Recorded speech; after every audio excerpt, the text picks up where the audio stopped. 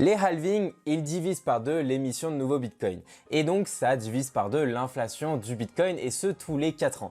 Et passé un halving, on a systématiquement vu une emballée du prix, pas seulement du bitcoin, mais également de l'ensemble des altcoins. Donc c'est ce qu'on appelle un bull run. Et donc c'est facile, ça a l'air facile de mettre une relation de cause à effet. Halving est égal à bull run. Pourtant, cette relation entre les deux relève beaucoup plus de la coïncidence et pour le découvrir, j'ai tout simplement suivi l'argent.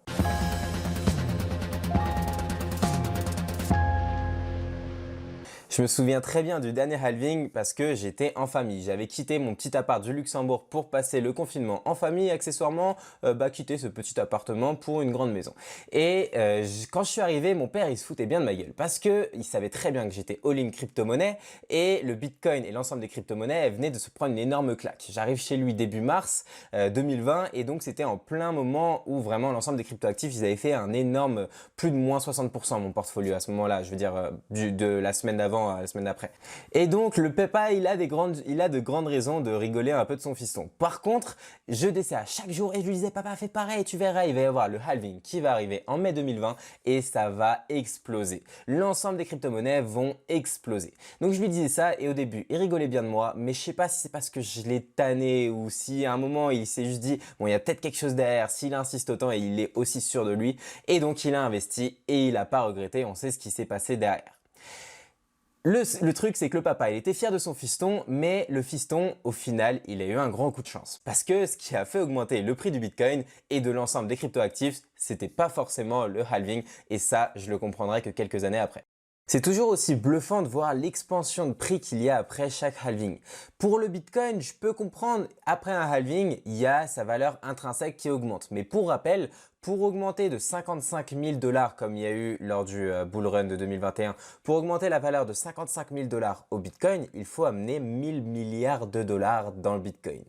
Mais encore, comme je viens de te dire, je peux comprendre. Mais les autres crypto-monnaies, comme par magie, les capitaux affluent également. Et sur la même période de 1 an, on a eu une augmentation de 1700 milliards de dollars dans les altcoins à eux seuls.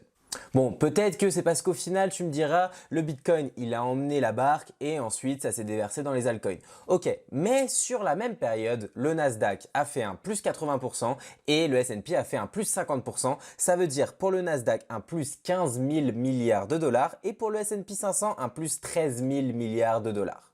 Pourquoi tant d'argent au même moment alors qu'au début on parlait simplement du halving du Bitcoin, uniquement du Bitcoin? J'ai voulu justement tracer l'argent et c'est là où j'ai fait une découverte extraordinaire.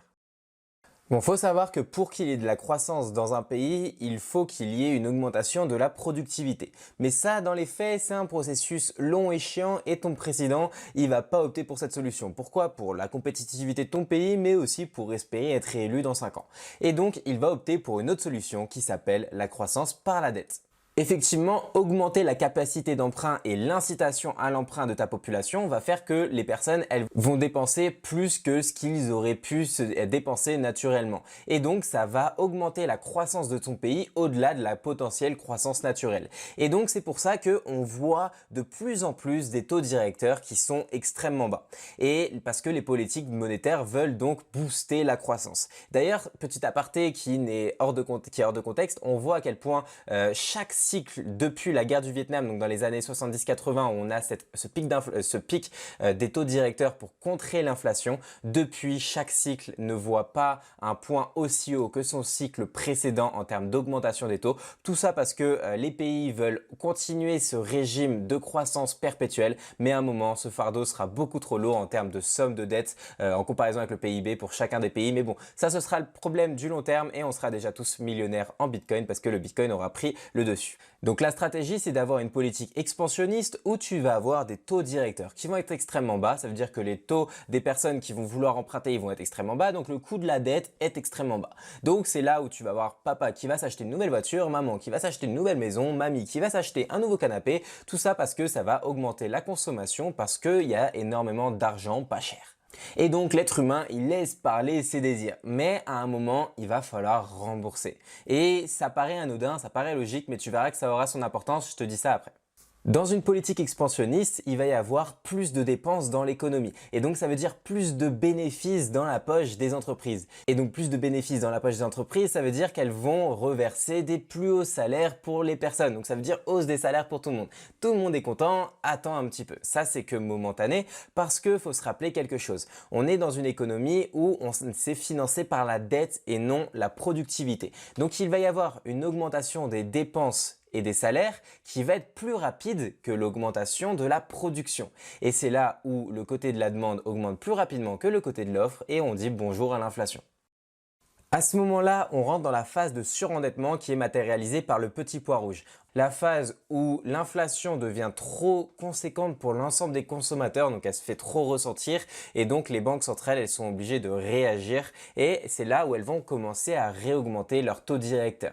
Et en augmentant leur taux directeur, ça veut dire que l'emprunt devient plus cher. Donc le coût de l'emprunt devient plus cher et c'est beaucoup moins tentant d'emprunter. En plus, il faut se rappeler que dans la majorité des pays, je sais qu'en France c'est plus à taux fixe, mais par exemple aux États-Unis, les emprunts ils sont à taux variable. Et donc c'est là où lorsque tu avais fait un emprunt pour mamie, papy, papa, maman, ces emprunts, c'est là où tu commences à penser à en rembourser ton emprunt qui commence à te coûter trop cher parce que les mensualités augmentent.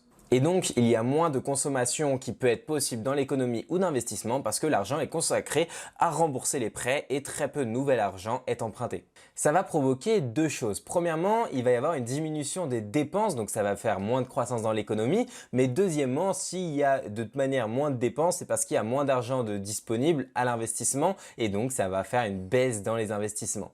Donc pour résumer en deux phrases, lorsque l'on est dans une phase d'expansion, on va pouvoir avoir une augmentation des dépenses et donc des recettes des entreprises et donc des salaires. Et c'est là où l'argent afflue dans les marchés financiers. À l'inverse, lorsque l'on atteint tout simplement une inflation démesurée et une dette trop importante, la politique est inversée et on va avoir un coût de la dette qui va être plus élevé. C'est là où les personnes, elles risquent pas d'emprunter pour consommer. À l'inverse, elles veulent rembourser leurs prêts. Il va y avoir moins de recettes dans les entreprises, moins de croissance, potentiellement plus de licenciements et donc l'argent est siphonné des marchés financiers. Ces cycles que l'on vient de voir s'appellent des cycles court terme de la dette. Court terme parce qu'ils ont lieu simplement tous les 3 à 5 ans. Et on voit grâce au graphique que je suis en train de te montrer que les crypto-monnaies, elles ont suivi exactement ces cycles. Donc ce que tu vois, c'est en blanc la déviation, enfin l'augmentation ou la diminution du nombre de monnaies en circulation. Donc traduit par M2, c'est-à-dire l'ensemble de la masse monétaire. Et donc plus la masse monétaire elle augmente, plus la valeur des crypto-monnaies augmente qui sont matérialisées en bleu. Et plus la masse monétaire elle diminue par rapport à sa tendance, plus le bull run, c'est fini tout simplement. Et on a vu donc à quel point les crypto-monnaies, les bull run, ils suivent tout simplement la tendance de la masse monétaire. Et donc dans des phases d'expansion où il va y avoir plus d'emprunts, donc plus de recettes, plus de salaires et donc une augmentation de la masse monétaire, et ce surplus de masse monétaire, il se déverse dans les actifs risqués, dont les crypto-monnaies. Et durant la phase de désendettement, c'est le chemin inverse. L'argent passe des marchés financiers vers les monnaies fiat traditionnelles pour rembourser les prêts qui sont devenus trop chers à cause de l'augmentation des taux directeurs. Et donc la demande des monnaies fiat, dont l'USD par exemple, augmente. En plus, l'émission, elle est ralentie à cause de moins de croissance, mais aussi de la politique monétaire. Pour éviter l'inflation, ils vont émettre moins de monnaie fiat. Et donc la demande plus l'offre diminue pour les monnaies fiat, ce qui augmente la valeur des monnaies fiat. Et donc, c'est pour ça qu'on a cette anticorrélation entre le Bitcoin, qui est un exemple d'actif risqué, et par exemple l'USD. Et encore plus bluffant, c'est cette charte. Cette charte, c'est en violet les nouveaux bitcoins qui sont acquéris. Et on voit à quel point la phase où il y a le plus de nouveaux entrants sur le marché, ce sont tout simplement les phases où il y a du surendettement. Et j'ai toujours cru, moi le premier, mais vraiment j'ai toujours cru que c'était parce qu'il y avait par exemple un emballé de prix qu'il y avait des nouveaux entrants à cause de la FOMO, de la surmédiatisation, etc. Mais maintenant, si on superpose la charte de l'augmentation de la masse monétaire, on voit qu'elle rime exactement avec l'arrivée de nouveaux entrants parce qu'il y a plus d'argent pour tout le monde, une augmentation des salaires, etc. Et ça rime exactement donc avec la phase des nouveaux entrants et la phase des augmentations du prix. Donc j'avais toujours cru cru que tout simplement il y avait un nouvel ATH, il y avait plus de médiatisation, il y avait plus de FOMO, il y avait plus de nouveaux entrants et ensuite il y avait une phase de distribution digne d'une Wall Street chart. Mais en fait, c'est tout simplement l'augmentation de la masse monétaire qui fait plus d'argent pour tout le monde et qui en grande partie contribue à l'augmentation de la valorisation des actifs risqués dont fait partie les crypto-monnaies. Et par exemple, en novembre 2021, on a briqué notre ATH de mai 2021 et pourtant il n'y a eu aucun nouveau entrant parce qu'on commençait cette phase de désendettement. En conclusion, les halvings, ils ont eu énormément de chance. Ils ont eu lieu systématiquement dans des phases d'endettement. Et donc, ces phases d'endettement, ça a fait cette explosion des prix sans queue ni tête de l'ensemble des crypto-monnaies et pas que du Bitcoin. Et donc, est-ce que l'on pourra avoir un prochain bull run au prochain halving? Ça, c'est la question qu'on va se poser et ma réponse personnelle, c'est vraiment fais-toi ta propre opinion, c'est que lors d'un halving, la valeur intrinsèque du Bitcoin, elle augmente parce que son inflation est divisée par 2. Donc que l'on ait une augmentation du prix du Bitcoin autour d'un halving, ça prend énormément de sens. Par contre, que l'on ait une augmentation de la valeur intrinsèque de l'ensemble des autres crypto-monnaies, ça fait moins sens. Et donc, est-ce que les autres crypto-monnaies auront une augmentation du prix grâce au halving du Bitcoin? Je pense personnellement que pas sans une phase d'endettement.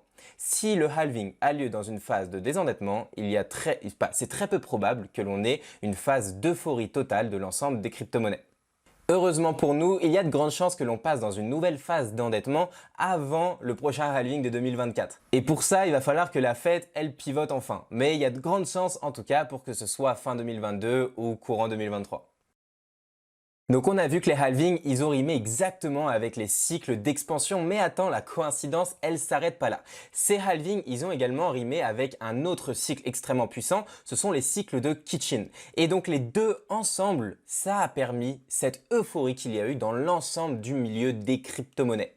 Et d'ailleurs, pour ce qui est des cycles Kitchin, c'est également une puissance extrêmement forte et à elle seule, elle avait permis au Bitcoin de faire un x4 en 2019 et sans aide de la Fed parce que l'on était encore dans la phase de désendettement à ce moment-là.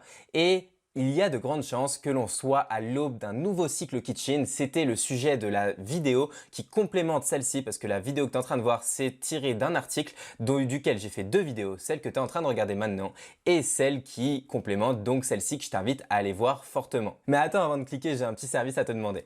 Les deux vidéos ensemble, elles sont tirées d'un article qui m'a mis énormément de temps de recherche, d'analyse et d'écriture et ensuite la production de ces vidéos, etc. C'était vraiment plus de 2 semaines de travail. Donc, est-ce que ça vaut le coup pour moi de travailler autant pour simplement produire 2 vidéos? C'est la question que je me demande. Donc vraiment, dis-le moi dans les commentaires si ça t'a plu ces 2 vidéos et si tu veux plus de vidéos de ce type travaillées de ma part. En tout cas, on se dit à très bientôt pour une nouvelle vidéo. Peut-être à tout de suite si t'as pas encore vu la vidéo sur les cycles Kitchin. Ciao!